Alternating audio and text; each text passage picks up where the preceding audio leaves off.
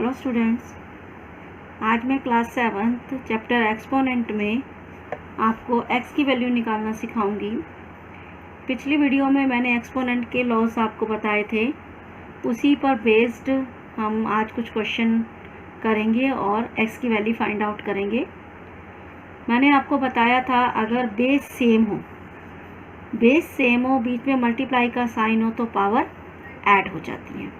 यहाँ पर बेस है -3/4, -3/4, यहाँ पर है 4/3। आपको मैंने एक बात भी बताई थी कि अगर हम किसी नंबर का रेसिप्रोकल कर दें तो पावर नेगेटिव हो जाएगी। तो अब मुझे बेस को इक्वल करने के लिए यहाँ पर -3/4 है, यहाँ बेस इक्वल करना है तो मैं इसका रेसिप्रोकल कर देती हूँ। पावर जो है वो नेगेटिव हो जाएगी। अब आपको एक चीज़ बता ही रखी है, बेस सेम है, बीच में मल्टीप्लाई का साइन है तो पावर ऐड होती है। -3 प्लस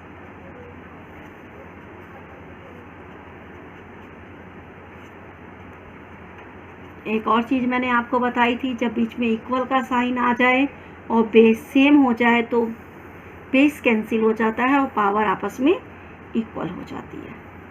प्लस माइनस माइनस हो गया, यहाँ हो गया -2x। माइनस माइनस प्लस होता है, 3 में 7 ऐड किया -10, -2x। माइनस से माइनस कैंसिल हो गया, 10/2। तो x की वैल्यू क्या आ गई? 5।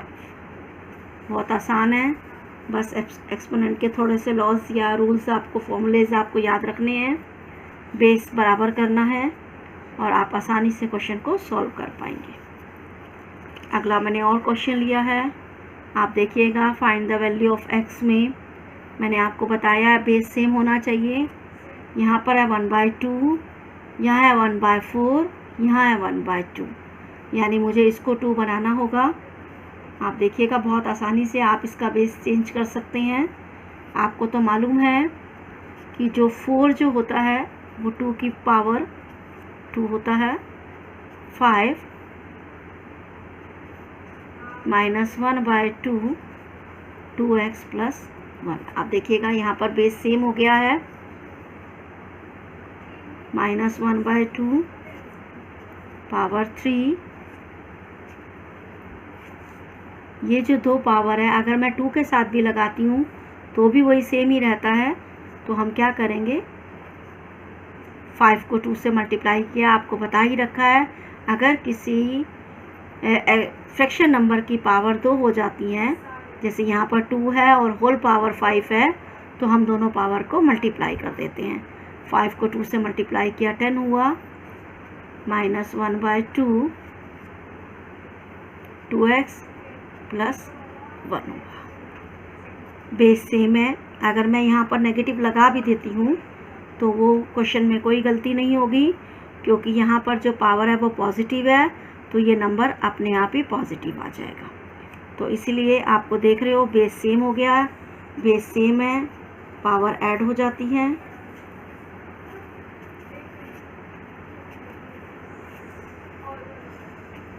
और एक और आपको मैंने बताया था, बेस सेम है, बीच में इक्वल का साइन है, बेस कैंसिल, पावर इक्वल आ जाती है।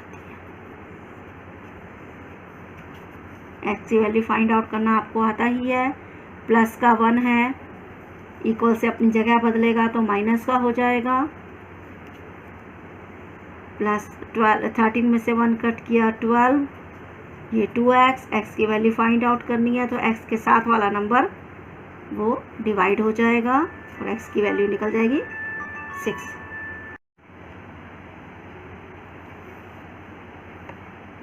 एक और इम्पॉर्टेंट सम आता है जिसमें x की वैल्यू आपको दे रखी होती है और कुछ और, जैसे हमें यहाँ दे रखा है x की वैल्यू, यहाँ हमें 2/3 raise to power -2, 2/3 raise to power 5 दे रखी है और हमें फाइंड करना है x की पावर -2 की वैल्यू हमें फाइंड आउट करनी है। तो सबसे पहले हमें क्या करना होगा, x की वैल्यू को हम सॉल्व करेंगे। अगर हम सॉल्व करते हैं तो आपको पता ही है बेस सेम है, बीच में मल्टीप्लाई का साइन है, तो पावर जो है वो क्या हो जाती हैं, ऐड हो जाती हैं। तो मेरे पास जो x की वैल्यू आ गई, प्लस माइनस माइनस होता है, 5 में से 2 कट किया, 3 आ गया। अब मुझे वैल्यू जो निकालनी है वो x रेज टू पावर -2 निकालनी है। तो यहाँ पर जो मेरी x की वैल्यू है वो निकली है 2/3 पावर 3, और यहाँ पर x की वैल्यू जो है वो -2 है, वो हम लगा देंगे। x के बदले में मैंने x की वैल्यू रखी, पावर ये आपको दे रखी थी, पावर मैंने साथ में लगाई। अच्छा, आपको एक ये भी बात पता है, अगर आपके पास 2 पावर एक साथ हो, जैसे यहाँ 3 पावर है, होल पावर -2 है, आप पावर को मल्टीप्लाई कर दीजिए। उसके बाद आंसर पॉजिटिव देना है, रेसिप्रोकल कर दीजिए, अपने आप ही पावर पॉजिटिव हो जाएगी। सबसे पहले आपने x की वैल्यू को सॉल्व करना है, फिर x की वैल्यू निकल जाने के बाद आप कोई भी वैल्यू फाइंड आउट कर सकते हैं, चाहे वो x की पावर -2 हो, x की पावर -4 हो, आप उसे आसानी से सॉल्व कर सकते हैं। एक और इम्पॉर्टेंट क्वेश्चन है, by what number should 16/27 raise to power -3 be divided to get the quotient as 4/3 raise to power -5। सबसे पहले आपको इसमें नंबर को लेट करना पड़ेगा, let number is equal to x। फिर आपको क्वेश्चन के अकॉर्डिंग स्टेटमेंट बनानी पड़ेगी।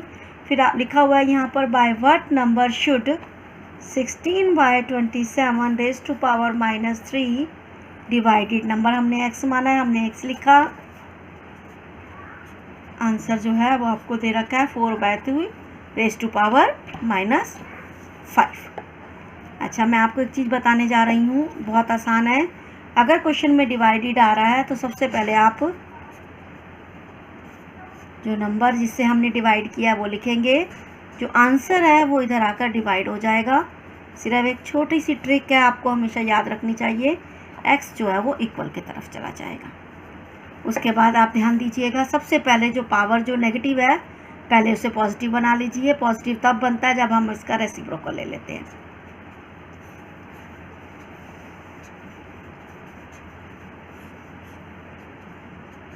अच्छा, अब हम इस क्वेश्चन को 2 तरह से सॉल्व कर सकते हैं, मैं आपको दोनों तरीके बता रही हूँ, ध्यान दीजिएगा।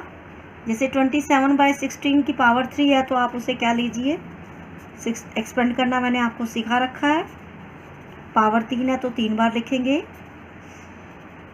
ये डिवाइड है, ये टाइम 5 टाइम है, तो हम इसे 5 टाइम लिखेंगे।